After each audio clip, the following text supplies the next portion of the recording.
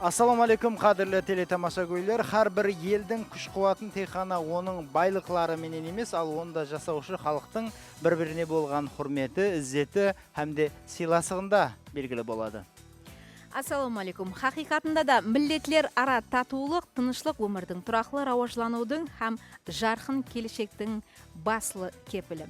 Бірлік үсте болған жәметте достық бекемленеді, адамлар бір мақсат жолында бірлеседі. Әлбетте, бүгінгі күнде біздің Өзбекстанымызда 130-дан артық миллет уәкілдері бір шаңырақтың перзентлеріндей болып тату ауызбіршілікте республикамыздың гүлдеп жаснауы үшін минет етпекте.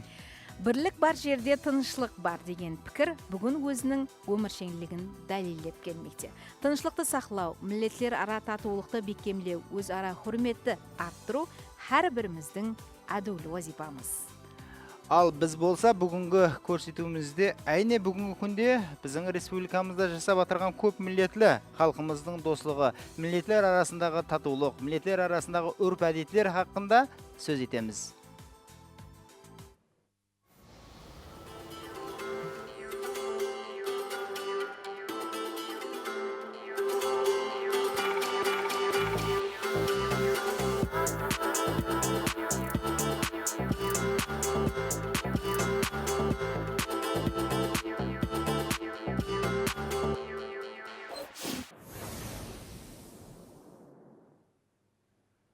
Халқылар достығы, миллетлер арасындағы достық, татулықлар хақында бүгін біз сәубетлесу үшін студиямызға бір қатар меймандарымызды мәрат еткенбіз. Демек, Алтынай Аллахбаева, Нөкс қаласы 53-ші салы ұлыма орта білім беру мектебінің директор орынбасары. Ассаламу алейкум, Алтынай апа. Ассаламу алейкум, Алтынай апа, қош келдіңіз. Көрсетуімізде көріп тұрғанымыздан қуаныштымыз. Мархамат. Нәубеттегі мейманымызда бар Наргиза Доспанова, Нөкс қаласы 3-ші салы ұлыма орта білім беру мектебінің өзбек тілі һәм әдебиеті пәні мұғалімі. Ассаламу алейкум, Наргиза апа, қош келдіңіз. Мархамат, нәубеттегі мейманымыз Азиз Назаров, Тахетас районы мәдениет бөлімінің қызметкері. Ассаламу алейкум, қош келдіңіз. Саз аспабыменен келген, біраздан соң әлбетте көрсетуіміз ауымында Азизден жанлы атқарудағы қосықты тамашалаймыз. Нәубеттегі мейманымызды ортамызға шақырып алсақ, Байрам Қалиев, Самарқанд мемлекеттік ветеринария медицинасы, шаруашылық һәм биотехнологиялар университеті Нөкс филиалы жастар жетекшісі. Сондай-ақ нәубеттегі мейманымыз Бағдат Абыллаев, Бердағ атындағы Қарақалпақ мемлекеттік академиялық музыкалық театрының артисті. Ассаламу алейкум, қош келдіңіз. Нәубеттегі мейманымыз Жұбаныш Ерманов, Өзбекстан мемлекеттік филармониясы Қарақалпақстан Республикасы бөлімі қосқышысы. Ассаламу алейкум, құрметлі меймандар, қош келдіңіз. Студиямызды көріп тұрғанымыздан қуаныштымыз. Бүгін жоғарыда айтып өткеніміздей достық, миллетлер ара татулық темасында сіздермен пікірлесеміз, сәубетлесеміз. Туысқан халықлар арасындағы үрп-әдет дәстүрлеріндегі ұқсастықтар хақында да бүгін сәубетіміз мазмұлы болады деген үміттеміз. Ал қазір болса әдеттегідей қосықпенен көрсетуімізді басылап алсақ, Бағдат аға сіздің атқаруыңыздағы қосықты тамашаласақ. Рахмет. Мархамат, микрофонға аға. Республикамыз бойлап кең түрде белгіленіп отырған достық байрамы республикамыздың бір қатар районларында Нөкс қаласында көтеріңкі рухта белгіленді. Бағдат аға һәмде Жұбаныш, сіздердің атқаруыңыздағы жанлы ауазда қосықларыңызды естіп, көрсетуімізді бастап алсақ. Мархамат. Рахмет. Және бір бәрті ассаламу алейкум азизлер. Мына миллетлер ара татулық, достық байрам оң бұғай. Сол міне әділ айтып атыр, еше күннен бері дауам етіп атыр. Елімізде сол байрам оң бұғай. Өзбекстан, Қарақалпақстанымызда 5 мәдени орай бар. Қарақалпақ, Өзбек, Түркмен, Украин, Орыс, Қазақ мәдени орайлар бар. Сол міне мәдени орайлардың ауызбіршілігі, бірлігі, татулығы бәріне беккем ауызбіршілік тілеймін. Шаңырақларына күш қуат. Бәршеге амаллық, байрамнан байрамға ойнап күліп жете берейік. Сол мына қазақ мәдени орайының атынан Асқар аға Үмбетәлиев басшылық еткен жаматпен біргелікте міне бүгін мәдени орайының атынан келіп отқан жайымыз бар Жұбанышжан менен. Сол мереке қоласын, байрам қоласын, той қоласын. Мерекеміз құтлы болсын ағайындар.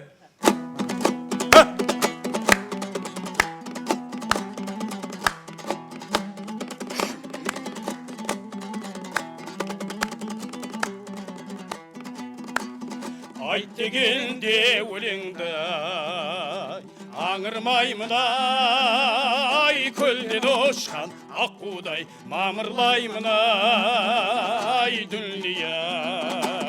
Қайда жүрсең жақсының жанындамын ай, іздегенде жаманға табылмаймын ай дүние. Ай мерекеміз ай, ел екенбіз ай, арта берсін ағайын мерекеміз ай, берекеміз ай, көңіл дархан ай, өмір жалған ай, осының бәрі ағайын сенің арқаңа ай, сенің арқаңа. Ей!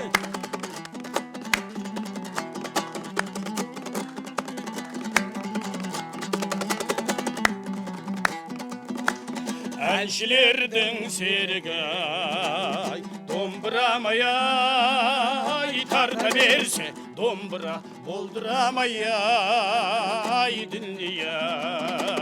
Домбыраны баппенен қолға аламын ай, шарықтап әнге сал домбырадай ай дүние. Ай мерекеміз ай, берекеміз ай, арта берсін ағайын берекеміз ай, берекеміз ай, көңіл дархан ай, өмір жалған ай, осының бәрі ай, ағайын сенің арқаңа ай, сенің арқаңа ай, берекеміз ай, берекеміз ай, арта берсін ағайын берекеміз ай, берекеміз ай, көңіл дархан ай, өмір жалған ай, осының бәрі ай, ағайын сенің арқаңа ай, сенің арқаңа ай, осының бәрі ай, ағайын сенің арқаңа ай, сенің арқаңа.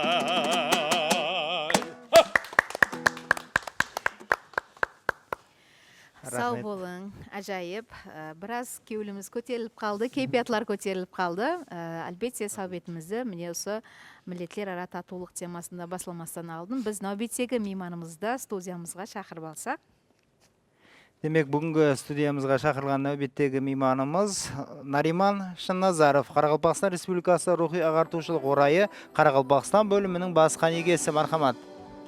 Ассалаумалейкум, Нариман, хош келдіңіз. Мархамат.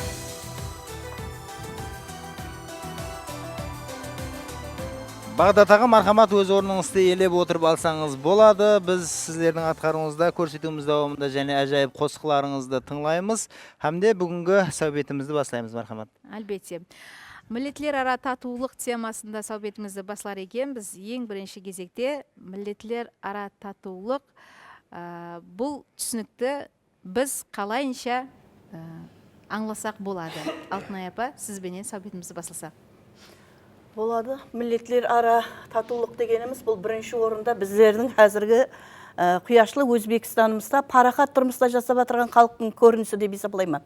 Себебі еліміз тыныш, абадан жасап отырғаннан кейін әммеде ауызбіршілік бар. Себебі со шайыр атамыз Ибраим Юсуповтың айтқандай, мінекей түркменді намалас еткен, қазақпенен қоралас еткен, басқа халықларменен ауылымызды аралас еткен, тамырынан қан беретұғын, керек болса жан беретұғын халықпыз.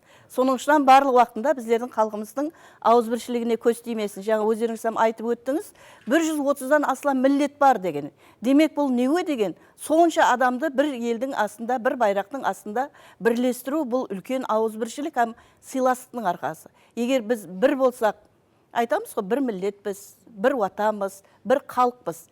Демек біз бәрібір қайсы миллет болсағам айланып келгенде бір ватан, бір ел, бір халықпыз. Соның үшін сол тойларымыз, ойларымыз, дініміз, еліміз бір болғаннан кейін әлбетте сол миллетлер ара татулық барлық уақытта бізге шекем болған, әзірам болады, һәм бізден кейін де давам етеді деп ойлаймын. Рахмет, Наргиза, сізбен сәубетімізді давам еттірсек, бүгінгі күнде осы татулықты сақлауда бүгінгі жастардың көзқарасы, олардың пікірі қандай, олардың басламалары қандай? Рахмат. Қазіргі яшьлар анча мамилаga kirishuvchan. Misol uchun ular til o'rganishga qiziqadi. Til o'rganish bu madaniyat bilan birga kirib keladi-da. Men o'zim qoraqalpoq, rus, o'zbek sinflariga, qozoq sinfiga ham dars beraman. Hamma sinfga o'zbek tilidan, o'zbek sinfiga ona tilidan dars beraman. O'quvchilarning hammasi maktabimizda bir-biri bilan juda ham inoq. Mana biz ham ko'p tadbirlar tashkillashtiramiz. Shu paytda ko'ramizki, ular bir-biriga yordam berib, bir-birining madaniyatini tushuntirib, bir-birini qo'llab-quvvatlab, juda ham hozirgi yoshlarga umuman falon millatga mansubsan degan chegarani qo'yib bo'lmayapti hozirgi kunda. Ular men falon millatdanman degan narsani emas, biz mana shu millatdan turib O'zbekistonning xalqimiz degan narsani qo'llab-quvvatlayapti. O'zbekiston fuqarolarimiz degan narsani-da. Biz maktabimizda ko'p millatli o'quvchilar bor. Endi bulardan turkmanlar ham bor, tatar xalqiga mansub, millatiga mansub o'quvchilarimiz ham bor. Ular hammasini olib qarasangiz, hammasi birday o'quvchi, hammasi shu bir tartib qoida ostida rivojlanyapti, o'syapti. Hammaning ayniqsa Navro'z bayramlarida, mana bizda umum xalq bayrami ko'p. Shu paytda har kim o'zining masini olib chiqadi. Milliy ko'rinishlarini olib chiqadi. Shu paytda ko'rasiz, shu paytdagina biz tanib qolamizda kim qaysi millatga mansub ekanligini. Ungacha ular ayirib ham bo'lmaydi. Dұрыс айтасыз. Albatta, bugungi kunda tekarg'i kuch bu жаслар hisoblanadi. Алтынай апа, haqiqatында да hozir dұрыс айтты. Жасларымыз hammasi bir шаңарақ перзентіндей болып тәлім алып жатыр, тәрбие алып жатыр, өсіп рауажланып жатыр. Бұл бағдарда сіздің жәмәтіңізде, міне осы балаларымызды осындай достық мөнәсәбәтте тәлім тәрбие алуда қандай методлар бар? Олардың үйрену жоллары қандай болып жатырды балаларымызды? Енді біздердің өздеріміздің дәуірімізбен салыстыратын болса, біздер тек қана сол қазақ, қарақалпақ, орыс, татар миллет халқыларымен не қылатын болса, қазіргі жастарымыз уже хаттегі шетелдердің дәрежесіне өтіп жатырды. Сол мысалға мектебімізге сол Ираннан келген инглиз тілі пәні мұғалімі мистер Али дегеніміз сабақ береді. Қазір сол иранлы мұғалімнің дөңгелегінде оқушылар топарласып жүреді. Себебі оның менен мәміле қылады, не қылады. Бұл кісіге менің қайлы қалған жерім болды. Өзі Иран мәмлекетінен келіп бізді істеп жатырғанына қарағылмастан, қазір қарақалпақ тілін үйреніп жатырды. Мен дейді, осы жерде жасап жатырман дейді. Мен көруім керек дейді. Кішкентай балаларды дәру қасына жинап, не қылады, күні кеше ғана сол 30 июль халықаралық байрам күн мектебімізде белгіледік. Сол уақытында мына оқушыларға байрақларды тарқатып жатырсақ, менің тарқатып жатырғанымды жаңа бірінші классқа келіп жатырған налевойдағы, таярлықтағы оқушылар байрақларды танып жатыр. Мынандай, кейіне қызығып сұрау берді, сен мынаны қалай бересің деп. Ол Португалия ғой, ол футбол ғой деп жатырды. Сол арқалақ олардың несінде уже жоғарғы дәрежедегі, жоғарғы кейпияттағы, жоғарғы дәрежедегі үлкен бір миллетлердің атамаларында біліп жатырды. Демек, бұл дүния танып жатырғаны. Қазір енді тіл білген ел білет дейді. Қазір инглиз тілін, әттегі айырым оқушыларымыз бар, 5-6 тілге шеген біледі оны. Енді әммесінде сертификаты бар демегенменен бәрібір тілді біледі. Демек, олар қай құрағым дәрежеде болса да, сол миллеттің үріп әдет дәстүрін біледі деген сөз. Соның үшінен біз жастарымызға ақыл насихат беруде, миллетлер ара татулықты бекемлеуде, бір жаман көзді, жын көзді деп айтамыз ғой. Сондай алауыздылықты тудырмауымыз керек. Енді осы жерде біз енді педагог болғаннан кейін балаларымызға тәрбие несін айтып кете беруіміз керек. Қазір интернет тармақларында бір көріп отырсаң, бір қандай да бір адамның төбелесіп, ямаса бір тартысып отырған нәрсесін интернет тармақларына салып жібереді да. Оны әмме орысшалап айтқанда бурное обсуждение дейді ғой, таласы пікір айтып жатады да. Бірінші соны салып отырған уақытында интернет тармағына салып отырғанда сен сол миллеттің атын ойлауың керек, намысын ойлауың керек, арын ойлауың керек. Себебі сон төбелесіп отырған екі қарақалпақ баланың төбелесін сен ортаға таслау арқалы бүткіл миллеттің абыройын төгіп отырсың. Осы нәрсені біздің жастарымыз үйрену керек. Ол кім болсын, орыс, қазақ, қарақалпақ, кім болуына қарамастан ортаға тастап отырған ақтында бірінші орында ата-анаңды, өзіңнің миллетіңді, өзіңнің менталитетіңді сыйлап білуің керек. Сонда ғана сен миллеттің бардауам дейді ғой, мәңгілік болуына өзіңнің үлесіңді қосасың. рахмет. Әлбетте, милләтләр ара татулык, достык катнашыкларын бекемлеуде бул хакында жұмыслар алып барып атырган Республикалык рухий агартуучулук орайы Каракалпакстан бөлүмүнүн кызметлери, минетлери айрыкча бүгүнкү күндө бул багдарда иштеп аткан жұмысларды біз Нариман сизден естисек. Ассалаумағалейкум. Бүгін ажайып көрсетуге шақырып жатсыз. Рахмет. Енді Республика рухи ағартушылық орайының жұмыстарына назар салатын болсақ, дұрыс әр жылы рухи ағартушылық илажлар көтеріңкі өткеріледі. Енді әр бір илажға айдар тағып дегенде, әр бір илаждың өзінің атамасы бар. Бір жылда 12 ай болса, 12 ай илажсыз болмайды бізде. Енді соның ішінде ең ахметлісі, яғни елімізде бұқаралардың ауызбіршілігін бекемдейтін илажлердің бірі бұл халықар достығы күні. Мінекей дүнияны бір аспан кеңістігіне назар салатын болсақ, аспанда жарқырап жатқан әрбір жұлдыз өзінің қасындағы жарқыраған жұлдызбенен сұлу көрінеді. Мінекей бүгін жаңа Өзбекстанда да өзбек халқы, Қарақалпақ халқы басқа милләт уәкілдеріменен ауызбіршілікті жасағанының бір белгісі да. Соны бір айту керек, міне кеше жақында 23 июль күні министр кабинетінің баянламасы диққатында Төрткүл районында Аққамыс деген махаллесі бар екен. Мінекей сол махалледе милләттер татулық фестивалына старт берген едік. Яғни осы фестиваль барлық районларда давам етті. Сонымен Төрткүл районында 28 амфитеатрында июль күні болды. Қоңырат районында, Тақтакөпір районында, Нүкіс қаласында, онdan қала берсе барлық қала районларда бұл илаж давам етіп жатырды. Әлбетте бұл илаждың басқа илаждан айырмашылығы сонда таналу керек. Яғни бұл илажда әр бір милләттің өзінің үрп әдетін, миллилігін сәулелендіретін көргізбелер жайлады. Яғни олардың концерт дәстүрлерінде де әр бір милләттің өзінің мәдени шоуыменен айрықша көзге тасланады. Соны бір айтым керек, басқа илаждан айрықшалығы сонда бұл өзбекше әрең-бәрәңлігіменен, көркемлігіменен айырылып тұрады. Бұнда илажлар елде давам етіп жатырды. Мінекей жақында Ғаресіздігіміздің 35 жылдық байрамы республика бойлап байрамланбақта. Мінекей осы Ғаресіздік байрамы шеңберінде де Марифат үгіт-насихатшылар жәмиетінен көптеген үгіт-насихатшылар келу назарда тұтылған. Һәм осы үгіт-насихатшылардың сондай бір жойбарлар бар ішінде. Соның Өзбекстан бірден бір ватан деген жойбарымыз бар. Яғни бұл кімдер? Бұл осы махалледе жасаушы, ауызбіршілікте жасаушы, әр бір халықтың үйінен хабар алып, оларға бүгінгі күнде әмелге асырылып жатқан еліміздегі реформаларды кеңінен түсіндіру назарда тұтылған. Айта жағым, бұндай илажлар елде көп, және де давам етеді. Қаншелі дәрежеде бұл илажлар мақсатына жетті деп айтсақ болады. Бұл илажларға халқымыздың, замандастарымыздың көркемөнер һәм мәдениет тарау қызметкерлерінен басқа мөнәсәбәтләре қандай болып жатыр? Әлбетте, жүдә жақсы. Кешегі ретте Аққамыс махаллесінде өткерген илажда бұны айқын көзге тасланды. Енді ол Аққамыс махаллесінде түркмен милләтіндегі уәкілдер, өзбек, қарақалпақ араласып көп жасайды екен, бірақ көпшілігі түркмен милләтіне мансұп екен. Міне көзге тасланғаны сонда түркмен милләтінің музыкасы айтылып жатса да, сол араласып бірге ойнап, һәммені ойынға тартып түсінгені. Яғни Қарақалпақ халқының эстрада қосылары қосып айтса да, түркмен милләтінің бірге ауызбіршілікте қосылып айтып, һәммені өзіне тартқаны. Бұл ойлаймын, мен халқымыздың арасында жүдә бір үлкен ахметке ие бұл илаж.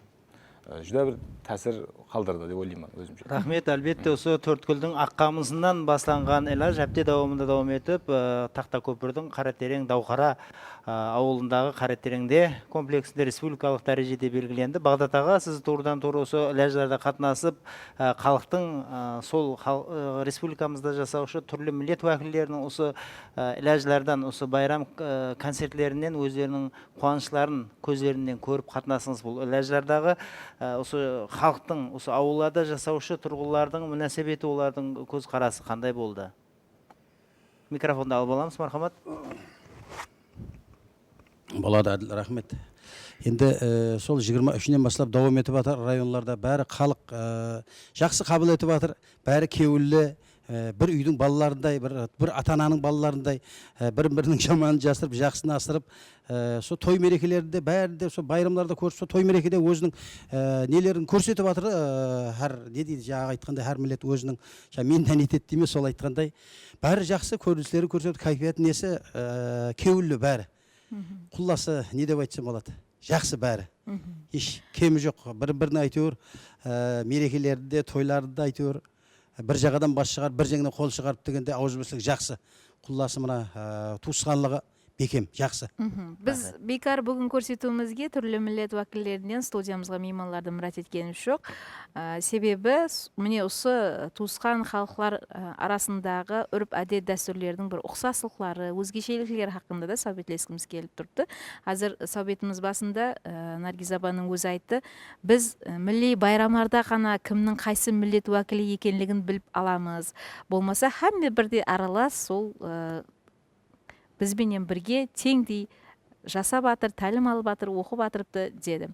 Міне, өздеріңіздің сол милләтіңіздегі үрп әдет дәстүрлердің бір өзгешеліктері хақында да айтып берсеңіз. Наргиз апа? Енді көп urf-odatlarimiz o'xshar ekanda. Biz turkiy xalqlarning ko'p odatlarimiz o'xshaydi. Ayniqsa mehmondo'stligimiz o'xshaydi. Siz bizligimiz o'xshaydi. Kattalarni hurmat qilishimiz, kichkinalarga rahm qilishimiz o'xshaydi. Qo'shnilardan xabar olishimiz o'xshaydi. Ko'p mana o'zbek xalqida bor narsa, qoraqalpoq xalqida yana ham bir sofdillik bilan ko'rinadi. Endi buni farqli tomonlari bilmasam hozir farqli tomonlariga keladigan bo'lsak, endi qoraqalpoq xalqida qizni olib qochib uylanish bu juda ham bir qiziqarli bo'lar ekanda to'ylari. Mana shu tomondan menimcha farqli tomoni bor. Men boshqa farqli tomonni unchalik farqlamadim, ko'rmadim desam bo'ladi. Chunki qoraqalpoq xalqi ham, o'zbek xalqi ham urf-odatlari, qatnashishlari, qarindosh urug'ga bo'lgan mehr-oqibatlari, qo'shnilarga bo'lgan mehr-oqibatlari bir xil. Алтынай апа, сіздің пікіріңізді білсек? Мен пікірімді бір куплет қосықпен айтқым келді. Мұхаббатлы достықтан хәтте туылады адам баласы дейді. Сол ұшында достық әлбетте бұл дүнияның ата-анасы. Демек, достық дүнияның ата-анасы. Біз достық бар жерде һәмме нәрсе болады. Ауызбіршілік болған жерде һәмме нәрсе болады. Енді білесіздер, хәттекі еліміздің hürmetli президенті со Қарақалпақтағы ауызбіршілік деген сөзді тана алды. Демек, бізде осы ауызбіршілік деген нәрсе бар. Демек, ауызбіршілікпенен біз өзіміздің қасымыздағы халықларменен біргелікте жасай береміз. Бұрыннан жасаған ата-бабаларымыз давам ете береміз. Мәселен, ол жаңағы мен Қарақалпақпан, мен қазақпан деп айта алмайды. Себебі қазір һәммесінің біреуінің үйінде я қазақ келін бар, я өзбек келін бар. Менің өзімнің шаңырағымда да сондай, менен үлкен абысыным орыс, үйімізде өзбек те бар, қазақ та бар. Қыз апамыз түркменге шығып отырыпты. Мінекей миллеттің барлығы да бар. Жақында хәттегі сол жаңағы шет мемлекетке де екі қызымызды ұзатып үлгергенбіз. Демек, бұл нәрсенің өзі миллетшілік емес. Бұл жерде біз миллетшілікті мәрифат қылып атырғамыз жоқ. Оны үгіт насихат етіп атырғамыз жоқ. Біздер миллетлер аралық татулықты, яғни сізбізлікті, достылықты тариф етіп атырмыз. Демек, осы букет дейді ғой орысшада. Сондай біз гүлміз. Har xil rengdегі гүлміз. Оның өсуі, оның құяштың түсуі, ол көп миллет болсын, ол аз миллет болсын, ол бірінші ол халықтың өзінің тарихына келіп таралады. Себебі тарихы жақсы халық ол өзінің миллетін, тілін сақлап қала алады. Бар көп миллетлер қазір тілдерін ұмытып кеткен. Себебі Расул Гамзатов айтқан ғой, егер тіл өлетін болса, мен де өлгенім деп. Сондай бізде өзіміздің тілімізді өлтірмеуіміз керек. Енді дініміз біргелікте, оны һәмме бірге алып барамыз. Бірақ сол тіл, дін деп атырғанның арқасында үлкен халық бар. Халықтың үріп, әдет, дәстүрін біз перзентлерімізге осы достық темалары арқалы жақсы жеткеруіміз керек. Біз өрнек болуымыз керек. Сол сіз айтқан үріп, әдет, дәстүрлердегі өзгешеліктер, ұқсастықтар хақында қандай пікірдесіз? Енді жүра бір парқы жоқ. Мысалыға жаңағы кейінгі дәуірлерде мысалыға сол дәстүрлеріміз жүда ұқсап кетті. Мәселен, айрым қыз ұзату дәстүрлеріміз өзбеклесіп кетті десеген болады. Себебі біздің Қарақалпақта бұрын жоқ нәрселер қазір өзбек халқынан кіріп келді. Қазақ халқында қазір жаңағы сарпа беру деген қазақ халқында жүда бір үлкен көрініске өтіп кетті. Жаңағы бұрын 1 метр, 2 метр тауар болатын болса, шубы, оның ар жағында автомобильдер тарқату дәрежесіне келіп кетті. Бұл енді әлбетте Заманның қожа рауза- көршілік деп есаплаймын, бұны ысырапқорлық деп есаплаймын. Ол қанша тоқшылық, байшылықтың несі болғанменен әмме нәрсенің шегарасы болу керек. Себеп әмменің аяқ қолы бірдей емес, себеп бес бармақ бірдей емес. Рахмет, Әмме әлбетте. біргелікте болу керек, сіз біздікте болу керек. Рахмет, әлбетте салт дәстүрлер, үрп-әдетлер барлық халықтарда да бір-біріне ұқсаслық тәрептері бар. Біз осы байрам ләжләрінің концерт бағдарламаларын шөлкілместіру барысында көрдік. Өзбек халқында, Қарақалпақ халқында, Қазақ халқында әр түрлі атамаларда, мысалға беташар, келін салам, беташар ләжләр өткеріле тұғын болса той мәрәсімінде, ал түркмен халқында бұл келін салам ләжі өткерілмейді екен. Әзиз, бұл хақында осы түркмен халқының той беру бойынша алып барылатұғын осы салт дәстүрлері, үрп-әдеттері хақында да айтып өтсеңіз. Мархамат, микрофонды алып аламыз. Әуелен бар, ассалаумағалейкум бәршеге, ұстазлар. Байрамлар құтлы болсын дейміз. Міне достық байрамы бәршемізге құтлы болсын. Дұрыс айтасыз, біздер әмме миллетлер ауызбіршілікте тұрмыс өтіріп атырымыз. Түркмен, Қазақ, Қарақалпақ, Өзбек халықтарымен дәп дәстүрлеріміздің бәр құсайды. Біздерде тек қана беташар болмайды, сол орамал байлап жүреді, қашан аты қайнене қайнатасы рұқсат беріп, подаркаларын беріп, рұқсат бергеннен кейін, сауғаларын бергеннен кейін, ашуға рұқсат береді, бетін ашуға. Болмаса орамал байлап, сөйлемей, сондай қылып жүреді біздерде келінлер. Бұл сұрауға Нариман сіздің де пікіріңізді білсек, себебі жұмыс бабында міне сіз республикамыздың әр бір аймағында, шеткі алыс ауылдарында да болғансыз. Дұрыс, әр бір миллет бірінші жаңа алдыңғы сұрауға айтсақ, айырмашылығы жүда көп болады. Дұрыс, үрп-әдет дәстүріміз бір болғанменен тіліміз, мәдениетіміз өзгешелігі бар. Бірақ бәршемізде жаңа Өзбекстанлымыз деп айтамыз. Енді дұрыс, мысалы үшін Қарақалпақ халқы басқа миллеттің айырмашылығы тілі һәм киіміндегі милли нақсыларда. Мысалы үшін біздердің нақсыларымыз үш мүйіш, қыр болып келеді, қошқар мүйіз. Яғни бұл Қарақалпақ халқының тік сөзділігі, рас сөйлемдігі, тура мінезділігін білдіреді. Ал мысалы үшін Өзбек халқында нақсыларына гүл сияқты айланып кетеді. Бұл жуас, ауызбіршілік, меймандостығын білдіреді. Енді баяғы студент кезімізде ұстазымыз айтар еді сөйлеп. Соны айтып жатқаным бұл. Енді келін сәлем дегенге келетін болса, дұрыс, әрбір халықтың өзінің келін сәлемі болады. Мысалы үшін Қарақалпақтарда беташар.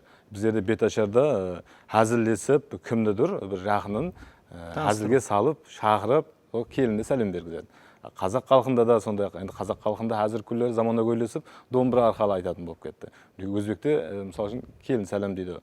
Бәршесі үрп-әдет дәстүрі бірдей. Бәршемізде түріктірлес, қауымлес.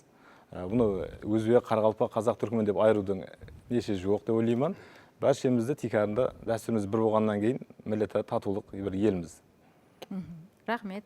Газ саз, газ саубет дегеніндей, енді Азизде студиямызға Бекар Дутарменен келмеген болса керек, сіздің атқаруыңызда жалы бір қосықты тамашалап алсақ.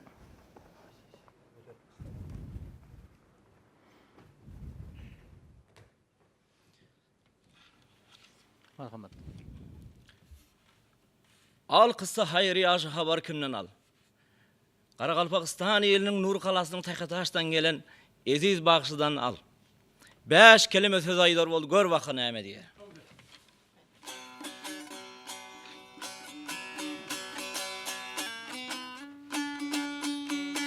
Ey toy tutmuşum çannevilin düzüney, beyler kutlan bugün nedin toyunu. Ey düşman köp bolupdur menin kasımday, beyler kutlan bugün nedin toyunu. Beyler kutlan bugün nedin toyunu.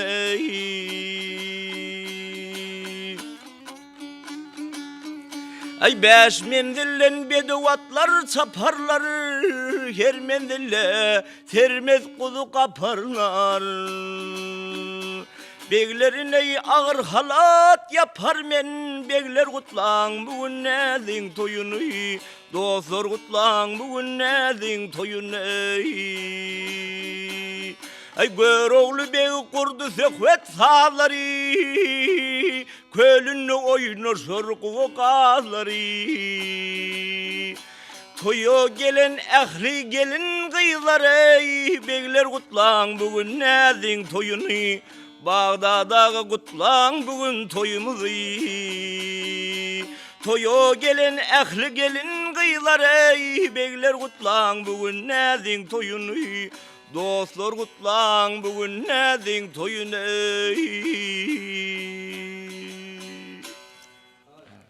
Sağ olun. Ajoyib. Marhamat, o'rningizga o'tirib olsangiz bo'ladi. Suhbatimizda millatlar aro tatuvlik temasida davom ettiramiz. Altınay apam, meni siz aytdingiz, shang'irog'imizda turli millat vakillari bor deb. Sizga so'rov, sol boshqa millat vakillarining uyrengan qandaydir bir жақсы әдетлер болған ба? Енді абысыным орыс болғаннан кейін сол келін түсірді, орыс қыз алды, және сол келінге келінімсам орыс есептелінеді. Енді абысыным орыс болса, енді келінім орыс. Соның тойын белгілеп отырған уақытында мен сол үріп әдет дәстүріне тән қалдым. Хаттекі орысларда да сол жаңағы бір-біріне қыз баланы күйеуге көрсеткен уақытында қаде қауметі болады екен. Ондан кейін көрімлік деген нәрсесі болады екен. Сол жаңағы рубль дейді ғой, енді Россияда болды, той бардық. Бір топар уәкілдер болып, сөйтіп жаңағыдай барған ақында қаде сорап жатыр біздерден, құда тамыр деп, не? Сөйтіп құда тамыр деп жаңағыдай беріп жатырмыз, рус рубльдерін беріп жатырмыз, малы дей береді. Енді не қылайық, басқа ақшамыз қалмады, өзіміз қыдырып барып отырған адам суырып салып бере береді, пұл жоқ. Ең кейінде қалтамды былай қарадым, 1000 сом бар екен, өзбектің 1000 сомы өзіміздің. Бұның 14 жыл болған уақиғаны айтып жатырмын. Сөйтіп шығардым да тастадым былай үстіне, нелердің үстіне. Енді олар білмейді ғой, сомның курсын кесін қандай қылды. Біздерде 2 комнаталы жай береді дедім. Сөйтіп олар жүра бір хайран қалып, не қылғаннан кейіннен кеште жағы өзіміз тарептен келген нелер айтып жатыр да, бұл орысларға 2 комната жай бердім 1000 сомға деп не. Енді не қыласаң, выход из положения дейді орыстан. Қарап қалғанша әйтеуір өзіміздің немізді көтерді. Сондай сол шашу тарқату бар екен ондан кейін. Бізде мұрындық ата дейміз ғой, оларда да сол уәкіл ана дейді, өзінің несін алып жүріп, жігіт ағалары болып, қасында еріп жүреді екен, әмен нәрсесін көреді екен. Енді бұл тек өзімізде болып отырған нәрсе емес, қазір миллетлерден біреумізден алып жатырмыз ғой. Годик деген байрам шықты қазір, кәрістен алдық. Көп қой, өзіміздікіндей болып кеткен туылған күнімізсам, орыстан келген нәрсе, ата-бабамыз туылған күн бермеген біздің. Келіп, торт үпілетіп, және бір нәрсе қылмаған.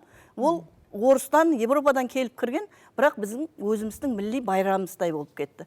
Соның үшінам халыққа зияны болмаса, қалтасына салмақ салмаса, басқа бір кеуілді бұзатығындай нәрселер болмаса, бір-бірімізден алып үйрене бергеніміз жақсы, себебі бәрібір біз бір-бірімізді көріп отырмыз. Бір-бірімізден үйреніп отырмыз. Оны былай деп айта алмаймыз. Бір-бірімізге хүрмет болса, достық сондан келіп шыға береді, болғаны. Менің ойым, пікірім сол. Рахмет. Жақсы. Сізбенен сәубетімізді давам етірсек байрам, бүгінгі күнде міне сол оқу орнының жаслар жетекшісіз. Бұл темада қанша ел дәрежеде жасларымызға бір жетекшілік қылып атырсыз? Әлем бар, ассаламалейкум. Жоғарыда айтып өтілді, қазіргі күнде Өзбекстанда 130-дан астам миллет уәкілдері бірге жасап отырды. Бұл үлкен нәтиже. Себебі 130-дан астам халықтың жасауы бұл ауызбіршілік, бірге жасауы үлкен нәтиже есептелінеді. Президентіміздің бастамасыменен insan құқылары, insan мәпілері жоғары дәрежеге қойылады. Һәм бір гәпі бар, яғни insan құқылары қандай дінден, ямаса қандай тілге сөйлемесін, ол әмесі тең құқылы деген нәрсе. Бұл үлкен гәп есептелінеді, себебі соған жәмиетті осы нәрсені тура түсінген халда біздер қазір жақсы рауажанып жатырмыз. Себебі осы нәрсені біздер жастарға тура жеткізіп бере алсақ қана жақсы нәтижеге ерішеміз. Алдылары жарыстарға, тәдбірлерге сыртқа шығамыз. Мәселен, Самарқандқа, біздердің неміз, Тикарғы неміз, Самарқанд қаласында. Самарқандқа барсақ, көбі жерде тәжікілер, басқа миллет уәкілдері болады. Ол жерде сөйлесуіміз болмаса басқамыз қиын, бірақ біздердің мақсатымыз бір, яғни Өзбекстанды, отанымызды рауаждандыру. Тикарғы вазипамыз жасамады. Соның ішінде мақсат бір болғаннан кейін рауаждану аңсат болады. Осындай нәрселер қазір жарыстарға баратын болсақ, тек қана жарыстарға емес, дос арттыруға барамыз. Басқа миллеттің уәкілдерінен Ташкентке барсақ, дос арттыруға барамыз. Яғни бұндай тәдбірлердің болуы бізге үлкен нәтиже беріп жатыр. Дос арттыруымызға, басқа нәрселерге жүре жақсы нәтиже беріп жатыр. Кеше жақында айтып өткеніміздей 30 июл достық күні болды, халықаралық достық күні. Яғни сол тәдбір бойынша филиалымызда да Өзбекстан ұлыма үйіміз, діни кеңпейілік бойынша тәдбірлер өткерілді. Іләждар өткерілді. Филиалымызда да қазірде түрлі уәкілдер, түрлі миллет уәкілдері, студенттер тәлім алмақта, бірақ олар қазір өзінде ілім, пән, madaniyat, sport tarovularында birге ислесіп, бір шаңарақтың балаларындай болып өсіп жатырды, һәм оқып жатырды. Соның ішінде олар оқуда жақсы табыстарға ерісіп жатырды. Рахмет. Бүгінгі күнде осы президентіміздің осы беріп жатқан жеңілдіктері, мүмкіншіліктері шеңберінде Өзбекстанның басқа viloyatlarында жасаушы түрлі миллет уәкілдері де біздің Қарақалпақстандағы жоғары оқу орындарына кіріп, осы бүгінгі күнде Қарақалпақстан Республикасына келіп оқып жатырды. Бірінші курсты оқысақ, екінші курстан бастап Ташкент қаласына аудармалаймыз оқуымызды деп келіп, бірақ Қарақалпақстаннан кеткісі келмей қалып отырған студент жастар бар. Солар хақында да айтып берсеңіз. Әлбетте, президентіміздің har жылы біздер тараптан қосымша квота беріп жатыр, яғни 6,5 мың орын квотасы беріліп жатырды. Біздер тараптан барып жатыр, о жақтан бізерге келіп жатырды. Біздер расынан сөйлесеміз, қазір өзіміздің оқуымызда да көбілеп viloyattan келген студент қатар достарымыз бар. Олар айтады, бұл жердің, енді олар басқаша гәплер естуі мүмкін, сырттан басқаша гәплер естуі мүмкін. Бәрі өз алдымызға келтіргенде емес екен, басқаша екен дейді, меймандос екен дейді. Бұяқтан енді кеше, мәселен қазір оқу демалыс уақыты, бірақ қазір олар кетпей жатыр, сол жерде болып жатыр. Демалысын сол жерде өткеріп жатыр. Демек, бұл жер қатты ұнаған, бұл жерде достар арттырған, өзінің үйінде болып қалған да. Меніңше бұл нәрсе жүдә жақсы нәтиже беріп жатырды. Қарақалпақ халқы өзі меймандос халық, кім келсе де өзінің өзі жемей отқан болса да, сырттан әкеліп болмаса жемейін нәрсесін біреуге беретін халықта. Соның ішінде әрдайым жақсы нәтиже береді. Жақсы. Миллетлер ара татулықты, достықты бекемдеуде бүгінгі күнде махаллелердің де орны айрықша. Солай емес пе? Меймандар, егер пікірлеріңіз болса, мархамат. Мархамат, Нариман, сізден бастасақ. Әлбетте, махалле бұл үлкен институт. Мысалы үшін Қарақалпақстан Республикасында 452 махалле болатын болса, әрбір махалледе қаншадан-қанша қожалықтар, адамдар бар. Мінекей, бұл махалледе әр түрлі миллет уәкілдері жасауы мүмкін. Мысалы үшін ұзаққа бармаймыз, Нүкіс қаласындағы Жас Сәулет махаллесін алып қарайық. Жас Сәулет махаллесі домлардан құралған, бір домда көпқабатлы үйлер. Бір көпқабатлы үйде 45 қожалық, оннан да көп адамдар тұрады. Бұлар ауызбіршілікте тату жасап жатқанның өзі де үлкен гәп.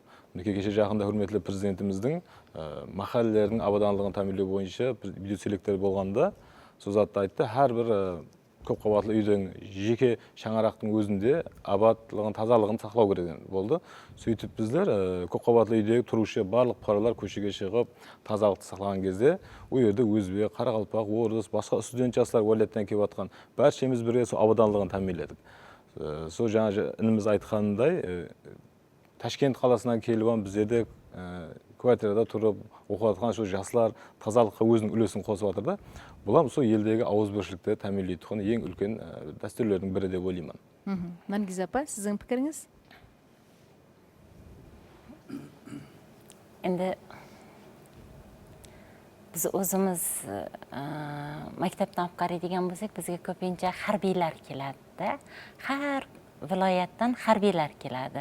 Ularning farzandlari birinchi kelgan paytda xafa bo'lib keladi. Shu ko'nikmaydigandek bo'lib o'zlarini ko'rsatadi, lekin bir kun o'tiradi sinfda. Ikkinchi kun ketasanmi boshqa yerga desa, yo'q deydi. Shu sinfga o'rganib ketadi. Bir kunning ichida ular ko'nikadi. Ko'nikadi emas, ular sezadi muhitni.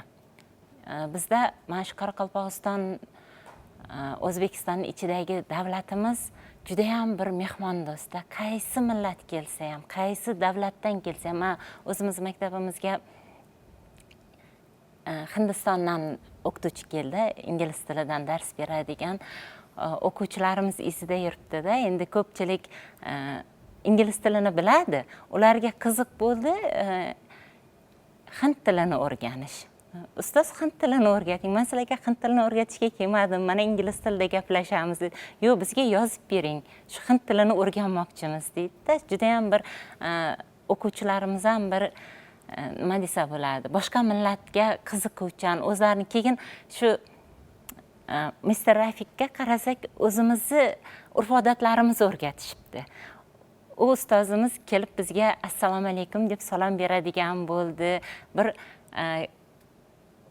20 tacha so'zni Qoraqalpoq tilida talaffuz qilib o'rganibdi-da.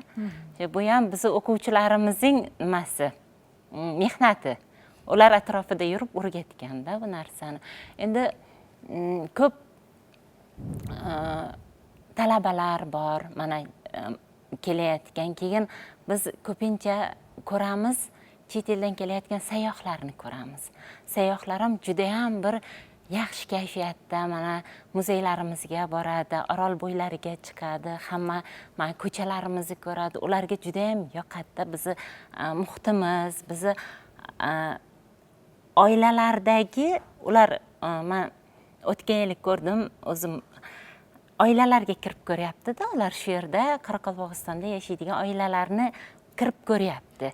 Ularning urf-odatlariga qiziqyapti. Bir to'y bo'layotgan ekan, shu yerda ular kelib turibdi. Kelin tushyapti, shu yerga kelib turibdi-da, ular ham bir qiziqib, ko'rgisi kelyapti. Keyin ularni mehmon qilishdi, shu yerda ko'rishdi, ular maqtab ketdi. Qoraqalpog'istonning mehmondo'stligini, keyin ovqatlarimizni, palovimizni, beshbarmoq qo'yishdi ularga, uni maqtadi. Endi yoshlarimiz hozir chet elga chiqib o'qishyapti. Men yoshlarga shunday aytaman, hamma vaqt ham siz faqat til o'rganmang. Chet elni tilini o'rganib kelganingiz bu bir narsa. Siz o'rgating. Mana bizning madaniyatimizni ham chiqaring. Butun dunyo ko'rsin, butun dunyo bilsin. Kamida bir 4 ta 5 ta so'zni o'zimizdan chiqarib ularga ham o'rgating nimanidir. Bu ham bir yaxshi Qoraqalpog'istonni borligini, O'zbekistonni, mana hozir kurash bilan O'zbekistonning ko'p so'zlari butun jahon tiliga aylanib ketdi. Borib endi Xudo xohlasa mana shu yoshlarimiz, men o'ylaymanki, internet tili emas, bizni o'zbek tili, qoraqalpoq tili deymiz-ku, endi shuni internet tili darajasiga chiqaradi degan umiddaman. Xudo xohlasa. Осы so'rovni Алтынай апа sizga bermoqchi edim, sebebi o'sha siz bilan birga kasbles bo'lib, sirt eldan kelib, siz bilan birgalikda ishlab o'tirgan o'sha o'qituvchining bugungi kunda o'sha sizlarning jamoatingiz bilan birgalikda to'y merекelerimizga borib, urf-odat, salt dasturlarimizni ko'rgandagi fikrlarini qalay ko'rdingiz? Сол марттың ішінде коллективімізде жаслар жүда көп, коллектив жамаатымызды, мектеп жамаатынан бір баламыз өзімізді істеуші бір қызымызға үйленді. Һәм қазір енді тойлардың көбісі ресторанларда болады, сол ресторанда болды. Біз сол мистер Алиімізді иралық алып бардық. Сөйтіп енді Ираннан келген мейман дегеннен кейін һәмме келін күйеуі бір жақта, һәм менің іті бар сода, соған қарап отыр. Сөйтіп пәтия беретін уақытында да жасыл көлдердің қатарында оны шығарды, һәм оған шапан кигізді. Оны отырғызып болғаннан кейін беташарда да оның аты қайттан айтылды. Сол уақытлар олам келіп пұл беріп жүр, не айтсаң соны істеп жүрді. Ауа, келіп пұл беріп атырыпты.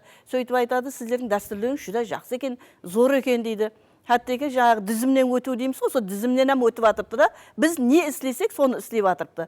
Демек, бұл біздің халыққа деген хүрмет. Демек, біздер оны қайсы бір дәрежеде ізімізге ерт алдық. Ол адамды біз ізімізге ерткеннен кейін, демек, және бір туысқаншылыққа көпір құрылды деп ойлай береміз. Себебі Ираннан келіп атыр, мінекей 3-ші мектепке Хиндистаннан келген, басқа Португалиядан, Мексикадан келіп атырған мұғалімдеріміз бар. Оларам демек бізге достық көпірін қойып атырыпты. Демек біз шек қоя алмаймыз ғой, мәселен, жаңа айттық қой, достық дүнияның ата-анасы деп. Мүмкін қожалық құрып қалар, шаңырақ көтеріп қалар, яки бізден бояқларға шығып кетер, сондай нәрселерде болуы мүмкін. Соның үшін біз адамның кеуіліне шекілеу қоя алмаймыз. Шекілеуді қай жерде қоямыз? Шекілеуді біз үрп-әдет дәстүрімізде тек ұятпенен тәрбияға қоя аламыз. Сол және бір мәрте айтамын. Жаңағыдай халқымызға жақпайтын, кеуілге ұнамсыз іс-әрекетлерді интернет тармақларына қойып атырғанда миллеттің арын, намысын ойлап қояйық. Себебі оның артында үлкен бір халық бар. Бір баланың әдепсізлігін, мысалы жаңағы базарда қызыл халат киіп шыққан бала деп оны тастады. Не қылдыңыз? Оны күлкі қылғаныңыз жоқ, бүткіл халықты күлкі қылдыңыз. Демек, осындай нәрселерді істерден алдын бірінші ойланып алуымыз керек. Дұрыс, жасылық, бейбасылық дейді, кетіп қала береді. Бірақ солай болса да миллеттің арын еш уақытта ұмытпауымыз керек. Ол үлкен нәрсе. Ол бізге аманат берілген нәрсе, өмірімізбенен қосылып, осығандай бекем болуымыз керек. Әлбетте, милли мәдениет халықтың рухи байлығы. Har bir millet өзінің мәдениеті, тілі, музыкасы, милли киімі, қол өнері, дәстүрлері менен өзгеше. Сол себепле көп миллетлі жәмиетте мәдениеттің байлығы бір-бірін толықтырып тұрады. Дұрыс айтасыз. Мәселен, Наурыз байрамы, Құрбан хайт байрамы, Рамазан байрамы, сондай-ақ басқа да милли һәм мәдени байрамлар түрлі миллет вакилдерінің қатынасуында өткереді. Бұл өзара хүрметті, достылықты, жақынлықты үйретеді. Түрлі халықтардың милли тағамлары, музыкасы, қосықлары, қол өнері һәмде мәдени байлығы. Осы орында туысқан халықтардың үрп-әдетлері, милли тағамлары хақында да Juda ajoyib so'rov. Bizlar ko'p ruhiy ag'atishliq iloj o'tkazganimizda birini aytib ketaman. Aljas bo'lsam 1-2 yil oldin Abraham Birunining 1020 yilligi bo'ldi. Men sonda Turkiyadan ko'plagan chet eldan mehmonlar keldi. Ham bizlar qandaydir ruhiy ag'atishliq ilojni o'tkazsak, bizlarning milliy kiyimni kiygan qizlarimiz oldidan non, tuz olib chiqadi. Sonda жаңа chet eldan kelgan mehmonlar aytib o'tirdi. Nega non tuz, nega nonning qasida sut yo qatiq olib chiqmaysizlar? Nega basat olib chiqmaysizlar deb. So ko'zda jasligini tushundirdi. Bu non tuz degan usul elning bizlarga urf-odat dasturimiz, so as beryapmiz, non beryapmiz degan ma'nosida tushundirdi. Endi durust, mana har bir millat, жаңа aytgan so'rovingizga qaytadigan bo'lsak, milliy taomlar. Bizlarda Qoraqalpoqda milliy taomlarimiz, misol uchun jo'g'ri gurtuk. Chet eldan kelgan ko'plagan mehmonlar so Qoraqalpoqqa kelsa, qani jo'g'ri gurtungizni ko'ring deydi. Ayrim birlar bilmaydi, sizlardan qora tengidan pishiradigan ovqat bor ekan-ku deydi, qora tengi deb turgan deydi. Aytadi, "Ya, ol jo'g'ri gurtuk, uning tayyorlov nesi bor? O'z oldidan bo'lgan kun belgilangan bizlarda 1 yilda" deb tushundiramiz. Bir haqiqatында жегеннен кейін біздерді тәм беріп, бұрын ата-бабаларымыз осындай күшлі калориялы ауқатты жеген біліп тәм беріп кетеді. Енді онdan қалай өсем деген қазақ халқында 5 бармақ дейді. Сол жерде бір зат айтып кетпекші ме? Бір Қазақстанда Алматы қаласына бір тойға барғанбыз, құдалыққа. Барсақ, оларда барлық құдалар күтіп алатын кезде ағарған мені күтіп алады екен. Қымыз береді екен, шулат, қымыз, себебі кеулі ақ пәк болып, бірге ауызбіршілікте қатынасақ деген. Енді олар қазақ миллетінің өз алдына дәстүрі. Оларда 5 бармақ бар. Мысалы үшін орыс халқында национальный тағамы, мысалы милли тағамы борщ деп айтылады екен. Біздерде балаларымызға берсек басқаша қарайды. Бірақ олардың өзінің милли тағамы да болам. Сондай милли тағамдарға болған хүрметімізде жоғары. Әзір күні енді көптеген меймандар келсе, әләжлерге біз олардың миллетіне қарап емес, өзіміздің миллилігімізді көрсету үшін сол өзіміздің жугөр көртікпенен 5 бармақ палауымызды аямаймыз. Juda жақсы. Әзиз, милли тағамларыңыз хақында айтып берсеңіз. Bizlerde turama var. Keyin Qoraqalpoqcha aqsovloqqa ұқсайды да bu da. Turab. Mikrofonda alып аламыз. Turama var. Keyin şelpek pişiriladi, juqanan deb aytiladi, şelpek pişiradi kishilarimiz, apalarimiz. Solarimiz var. Keyin yana bir narsa aytacağım. Yaqinda Turkmanistonga bardim, mehmonga. To'yga bardim, sonra men o'zim Qoraqalpoqcha, o'zbekcha qo'shib ko'p aytaman. Bu yoqda o'ynayman ekan deb so'rasam, ko'rik deb aytib boshladim. Tek so Qoraqalpoqcha, o'zbekcha aytgan qo'shiqlarimiz zo'r o'ynab qizdirib o'tiribdi, qayta turkmencha aytsam onday o'ynamay yotir. Siyaqli. Жақсы қабылдап отыр. Жақсы қабылдап отырыпты да. Мен не демекшімін? Бір жүректеріміз жақын, сазымыз бір достығымыз бір деймін. Бір дариядан су ішкен халықпыз, бір нанды бөліп жеген халықпыз. Сондай жақсы нелеріміз бар. Кейін мен Qoraqalpoqstanda жүгөр көрдік деп не қылған, соны пісірген олар жейді, мына бақшып ала деп. Соны өзім мәс болып не қылып қайттым. Түркменстаннан өзіміздің милли ауқат жеп қайттыңыз. Соны жеп қайттым, соны пісіріп беріп. Ана қылып сыйлап жатыр. Juda жақсы, Наргиз апа, милли тағам. Бағдарында мектеплерде мәселен орыс классларда масленица деген байрамды өткереді. Бұл бәһәрдің уақытында болады. Біздің Қарақалпақта жуанның жіңішкеріп, жіңішкенің үзілетін уақыты дейді. Сол уақытында сол масленица деген байрамлар болады. Бұл мектеплерде өткеріледі. Кейіннен март айында, наурыздан басқа 13 март көрісу күні өткеріледі.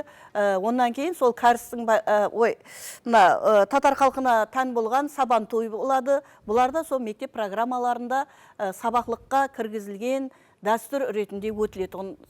Нелердің, байрамлардың бірі. Демек, осы нәрселердің қазір мысалға мектеплерде халықлар достығына байланысты бір айламыз деген тема дөңгелегінде сәубет қылатын болсақ, оқушылар қай жақтан болсын көп миллеттің киімдерін киіп келеді, тауып келеді. Япон халқын болсын, кәріс халқыныкін болсын, енді қазақ Қарақалпақта айтпай қояқ, ол әмме үйде де бар нәрсе. Демек, олардың өзлерінде де қандайда бір дәрежеде қызығушылық бар. Бұл байрамлар біздерде де өткеріліп жатырды. Сол блины дейді, һәм тағы басқа пасха байрамлары деп жатырды. Бұл нәрселердің барлығы да мектеп программаларында, мектеплерде сол ағартушылық бағдарында, яғни достылықты бекемлеу мәнісінде осы байрамлар өткеріледі.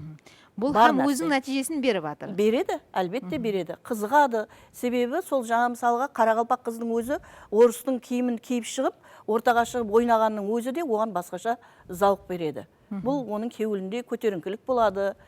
Күні кеше айтып отырмын, осы байрамды өткеріп, кішкентай бірінші класстың балаларын киіндіріп шығарып жатырсақ, алып кетуге келіп отырған ата-аналар жүгіріп келіп барып суретке түсіріп жатыпты да, біздердің не істеп жатырғанымызды білмейді ғой енді олар. Әммесі шығарып суретке түсіріп, қуанып нетіп жатыпты. Сөйтіп кейіннен жаңағыдай әзілдесіп, алып кетейін деп жатырман балаларыңызды, театрға барамыз, және бір зат десе, болды деп дәрі сеніп жатырыпты. Себебі ол баласының қатарға қосылып, мұғалімнің нәзерге түсіп жатырғанына қуанышлы болып жатырыпты. Демек, ол баланың бірінші мектепке келгендегі мотивациясы деп ойлаймын. Себебі қызығушылық оянды.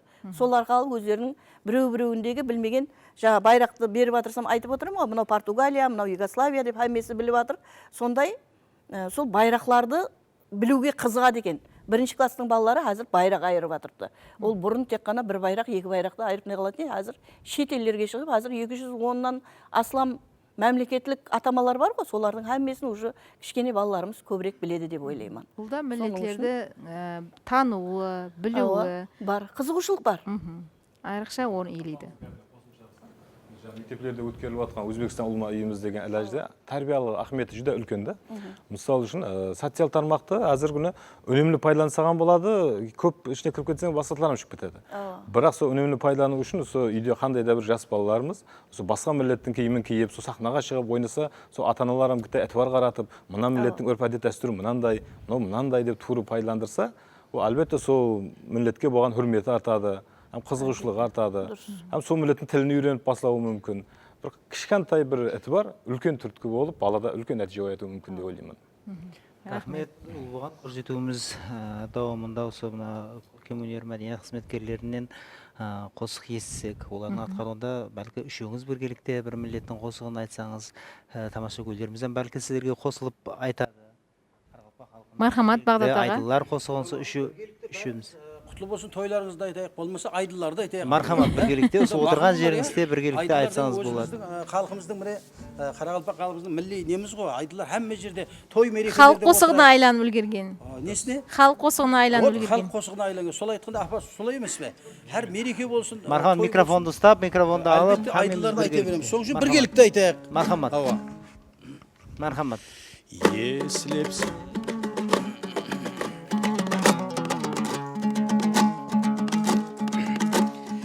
Еслеп сені үйден шықтым далаға, әсте келдім теңіз бойын жағалап. Күн батса да тынбай қоша шағалап, яр көрінбес алысларға қарасам.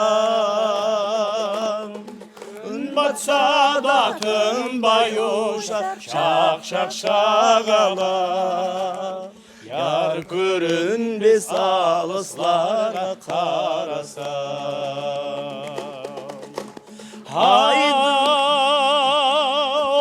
Айдылар, айдылар, шалқар айдылар. Бізден сәуір ярға сәлем айдыңлар.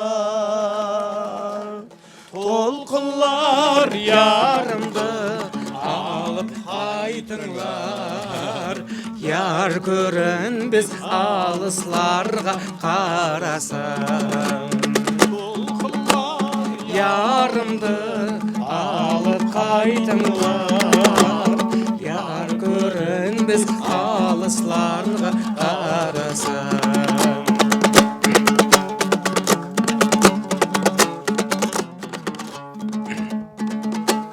Жарқыраған ай көрінді өндірде, нұрын шашып айдыларға селбеткен. Жоларыңда сәуір ярым тор көткен, бәлкім сен де мені еске аларсан. Жоларыңда сәуір ярым тор көткен, өткен, бәлкім сен де мені еске аларсың. Ау, айдылар, айдылар, шалқар айдылар, бізден сәуір ярға сәл айтыңлар. Толқылар ярымды алып қайтыңлар, яр көрінбес алысларға қарасын. Толқылар ярымды алып қайтыңлар, яр көрінбес алысларға қарасын. Яр көрінбес алысларға қарасын. Ажайып, хақиқатында да халқымыздың гимніне айланып үлгерген, халық қосығына айланып үлгерген ажайып қосық. Рахмет, шаршамаң дейміз. Санаулы минутларымыз қалған екен, көрсетуіміздің жұмақлануына міне осы уақыттан пайдаланып, біз мейманларымыздан және бір сұрауға жауап алуды харекет етеміз. Яғни, келешек әулетқа миллетлер ара татулық хақында қандай насихатлар берген болар едіңіз, Алтынай апа? Бірінші орында менталитетіміз дейді ғой, өзіміздің ата-бабамыздан келатырған үріп әдетлерді сыйлауды білу керек. Соған барлы уақытта бас қою керек. Себебі біз өзіміздің миллетіміздің, өзіміздің халқымыздың мақтанышы болатығын үріп әдет дәстүрі болып, атадан балаға мирас болып келатырған үріп әдет дәстүрлерімізді сақлап қалсақ, біз ертеңгі келешек перзенттерімізге жеткере аламыз. Соның үшін барлық уақытында бұл жерде не дейміз? Атаға қарап ұл өседі, анаға қарап қыз өседі дейді. Қызды ана тәрбиялайды, ал қыз болса миллетті тәрбиялайды. Солай болса біздің тәрбиямыздың бірінші орында жақсы жолға түсіп кетуімізге ер адамлардан көре хаял қызлардың орны үлкенірек. Себебі тәрбияшы бірін орында қызлар болып есептелінеді. Соның үшін біз миллетімізді, миллетшілікті емес, миллетімізді жоғарыға көтеруіміз керек, үріп әдет дәстүрімізді сыйлап білуіміз керек, һәм қасымыздағы екінші адамды сыйлауды, оның да үріп әдет дәстүрлерін тән алуды үйренсек, гүл-ала-гүл болады. Себебі бар ғой, қоңсы қобаларымызда кәріс бар, орыс бар, олардың той мерекелеріне барамыз, олардың шашу палу нелеріне барамыз, олар да біздерге келеді. Біз не істесек, олар да соны істеп жатырды. Қапсын жауып тастап жатырған жоқ. Біздер араласып кеттік. Соның үшін осы сыйластықты біздердің дәрежемізде ары қарап алып кете алса, бұл біздердің мақсатымыздың орындалғаны болып есептелінеді. Балаларымызға дұрыс жол жоба беруіміз керек. Еш уақытта миллет айырмауға шақыруымыз керек. Себебі жақсы адам, жаман адам дейміз ғой, енді халықтың тілінде айтқанда, сол жақсы һәм жаман һәмме миллетте де бар.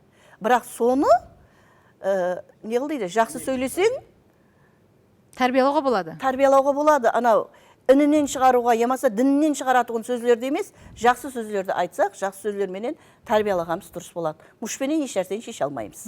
Егер мұшпенен шешілетін болғанда, ана Европадағы анау оқлар қашан орнына түсіріп тастаған болар еді. Ол нәрсе шешпейді еш уақытта. Оның үшін кеуіл кең болу керек, пейіл кең болу керек. Инсап, диянат, осы нәрсені жақсы білсек, үріп әдет дәстүріміз сақланып қалады болғаны. Рахмет, Алтынай апа. Хақиқатында да бізді тамашалап отырған жастарымыз сіздің бұл пікірлеріңізден өздеріне тиесілі жұмақ шығарады деген үміттеміз. Көрсетуімізге ажыратылған уақытымызда Әсия Қырлықпенен жұмақланғанлығын қазір көрсетуіміз режиссері бізге білдірмекте. Әлбетте түрлі тілдер жаңараса да жүректердің ұруы бір, соғуы бір, түрлі миллетлер, мәдениетлермен толыса да бәріміз бір ватандамыз. Татулық, тынышлық тикары, бірлік келешек нұры. Достықты қадірлеген халықтың ертеңі har қашанда жарқын болады. Әлбетте, құрмет бар жерде сенім бар, сенім бар жерде тынышлық бар. Тынышлық бар жерде болса берекет бар жерде бақытлы өмір бар. Ал түрлі миллет, түрлі мәдениет, бір жүрек, бір мақсат, бір ватан. Миллетлер ара татулық мәңгі жасасын. Хош, сау, саламат болың. Саламат болың.